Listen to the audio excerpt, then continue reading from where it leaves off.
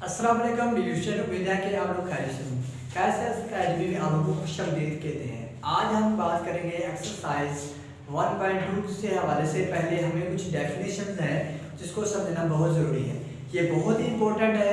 अगर आप इसको समझेंगे तो आपको 1.2 इंतहाई आपके लिए आसान हो जाएगी और 2 या 3 मिनट में आप सॉल्व कर सकते हैं। ये बहुत इंपॉर्टेंट पॉइंट के लिहाज से भी बहुत अहम डेफिनेशंस हैं और क्वेश्चंस को हल करने के लिए भी बहुत अहम है।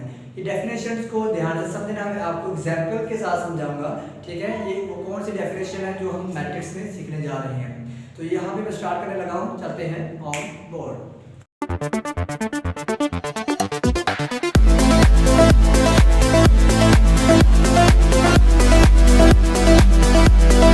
करेंगे नंबर 1 पे रो मैट्रिक्स, जिसको कतारी कारक कहा जाता है उर्दू मीडियम के लिए। अब इंग्लिश में हम कहते हैं रो मैट्रिक्स। रो का मतलब होता है कतार, यानी ऐसा मैट्रिक्स जिसमें एक ही रो होती है। बात में आ रही है? ऐसा मैट्रिक्स जिसमें एक ही कतार होती है उसको हम रो मैट्रिक्स कहते हैं। इसमें कॉलम की जो है रिस्ट्रिक्शन ही है, कॉलम चाहे जितने मर्जी हो जाए लेकिन रो एक होना शर्त है। फॉर एग्जाम्पल हमारे पास जैसे मैं एक कॉलम लिखता हूँ ए, यहाँ पे देखिए 2 है। अब इसमें देखिए एक ही रो है। इसी तरह अगर मैं कोई और कॉलम लिखता हूँ, फॉर एग्जाम्पल बी लिख दिया, तो यहाँ पे मैं लिख देता हूँ हमारे पास 2 5 6। अब देखिए कॉलम चाहे इसमें 3 बन रहे हैं लेकिन रो देखिए एक ही बन रही है। तो ये लाइन लगानी नहीं है, जस्ट ये समझाने के लिए आपको लगा रहा हूँ। ठीक है, नेक्स्ट देखिए हमारे पास इसी तरह कोई और एग्जाम्पल सी मैंने कॉलम लिख लिया। ठीक है, 2 3। तो यहाँ पे देखिए तीनों देखिए हमारे पास इसमें तीनों में रो देखिए एक ही नजर आएगी, कॉलम चाहे हमारे पास मुख्तलिफ हो। तो ऐसा मैट्रिक्स जिसमें एक ही रो होती है वो रो मैट्रिक्स कहलाता है। नेक्स्ट देखिए हमारे पास आ गया कॉलम मैट्रिक्स, ये रो के उलट होता है। इसमें हम कहते हैं ऐसा मैट्रिक्स जिसमें सिर्फ एक ही कॉलम हो, यानी ऐसा कॉलम जिसमें एक ही कॉलम हो कॉलमी कॉलम कहलाता है या रो मैट्रिक्स कहलाता है। इसमें रो चाहे जितनी मर्जी हो लेकिन कॉलम एक ही बनना चाहिए। फॉर एग्जाम्पल, ठीक है, तो ये हमारे पास एक एग्जाम्पल है। ये ऐसा हमारे पास मैट्रिक्स लिखा है जो रो भी बनता है और कॉलम भी बनता है, जैसे इसमें एक ही कॉलम है। इसी तरह मैं अभी और लिख सकता हूँ। ठीक है, अब इसमें देखें एक ही कॉलम है, रो चाहे 2 बन रही है। तो फर्क है, थर्ड हमारे पास एक और लेता हूँ। ठीक है, अब देखें तीनों में देखें आपको कॉलम जो है वो सिंगल नजर आएगा।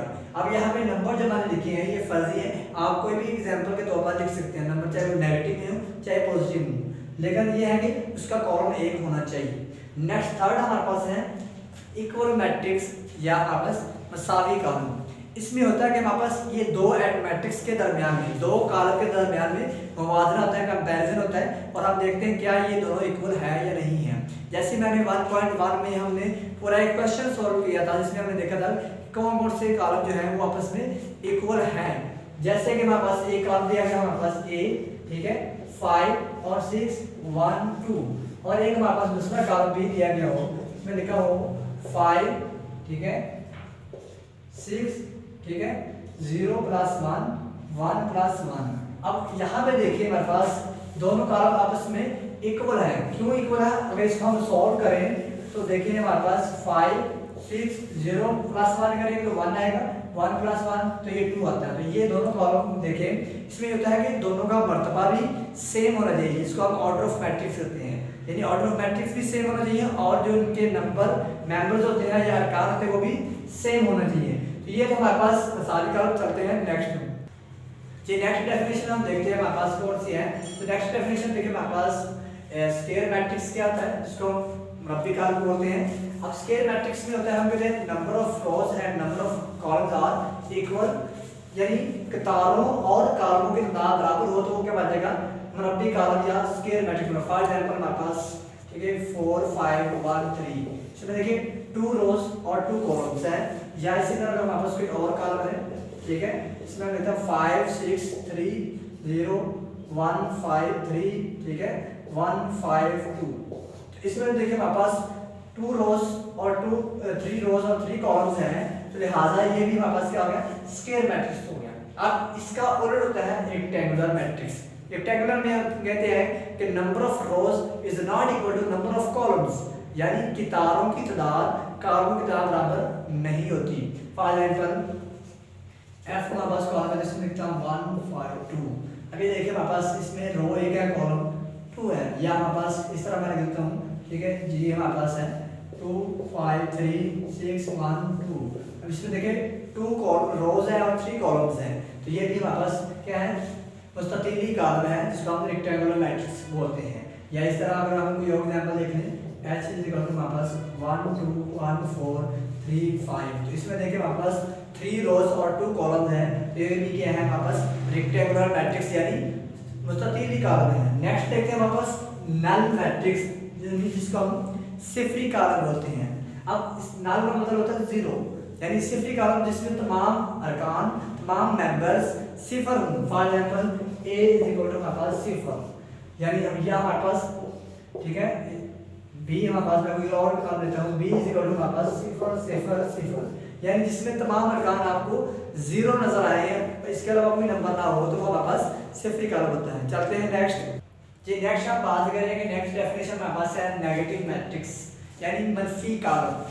मनफी कॉलम यानी नेगेटिव मैट्रिक्स क्या होता है, अगर हमारे पास एक मैट्रिक्स दिया गया है ठीक है ए पावर 5 2 है -5 है 3 है 2 है, इस तरह का हमारे पास एक मैट्रिक्स दिया गया, तो इसका मनफी कॉलम या नेगेटिव मैट्रिक्स क्या होगा, हम इसके जो मैट्रिक्स है इसके अलामतें तब्दील कर देंगे। कैसे, ए के साथ माइनस से लगा देंगे तो इसकी अलामतें तब्दील कर देंगे, जो सिंबल्स है चेंज हो जाएंगे, जो पॉजिटिव है वो नेगेटिव हो जाएंगे और जो नेगेटिव है वो पॉजिटिव हो। जैसे -2 है तो ये हो जाएगा -2 और ये 5 ये क्या हो जाएगा हमारे पास -5, तो ये 5 बन जाएगा और ये -3 हो जाएगा और ये -2 हो जाएगा। इस तरह हमारे पास ये क्या होगा, हमारे पास इसका नेगेटिव मैट्रिक्स है। नेगेटिव मैट्रिक्स हम कहते हैं नेगेटिव सिंबल से चेंज कर देना एक मैट्रिक्स को, और जो नया मैट्रिक्स हमें हासिल होता है तो वो हमारे पास नेगेटिव मैट्रिक्स होता है। नेक्स्ट हमारे पास आ चुका है स्क्यू सिमेट्री। सिमेट्री कॉलम है। सिमेट्री कॉलम का मतलब होता है शक्ल, जिसकी शक्ल ऐसे जैसे हम अक्स देखते हैं आईना में देखें तो हमारी शक्ल ही हमें नजर आती है, तो इस तरह इसमें ये होता है कि अगर हम किसी ठीक है हमारे पास कॉलम का हम ट्रांसपोज लें, ये ट्रांसपोज की टर्म है आगे समझाऊंगा ट्रांसपोज क्या होता है, तो ट्रांसपोज लें तो उसका हम ट्रांसपोज लेने के नतीजे में वही कॉलम आ जाए, वही हमारे पास मैट्रिक्स आ जाए, तो हम कहेंगे ये हमारे पास सिमेट्री है। फॉर एग्जांपल हम कहते हैं A T is equal to A, यानी ए का ट्रांसपोज लें।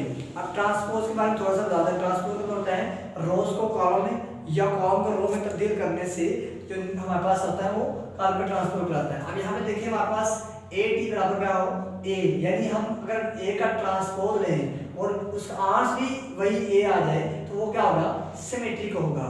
तो नेक्स्ट हम बात करेंगे स्क्यू सिमेट्रिक। स्क्यू सिमेट्रिक में हम इसका उल्टा होता है, अगर हमारे पास एक कॉलम ए दिया गया है इसका हम ट्रांसपोज लें तो हमारे पास इसका आंसर है -a, यानी इसका मतलब है साथ नेगेटिव नंबर आ जाए यानी सारे माइनस आ जाए तो हमारे पास स्क्यू सिमेट्रिक होगा। स्क्यू का मतलब होता है उलट। नेक्स्ट चलते हैं जी। नेक्स्ट हम बात करेंगे डायगोनल मैट्रिक्स, स्केलर मैट्रिक्स और आइडेंटिटी मैट्रिक्स।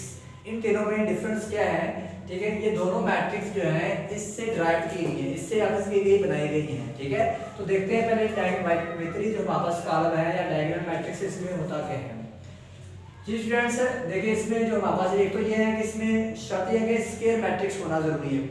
स्केयर मैट्रिक्स होगा तो ये हमारे पास डायगोनल होगा, तो पहली बात तो ये है स्केयर मैट्रिक्स, और दूसरी बात ये है कि इसमें जो हमारे पास डायगोनल के अलावा, डायगोनल यानी वितरी के अलावा बाकी जो है मेंबर जो अरकान है वो सिफर होना चाहिए।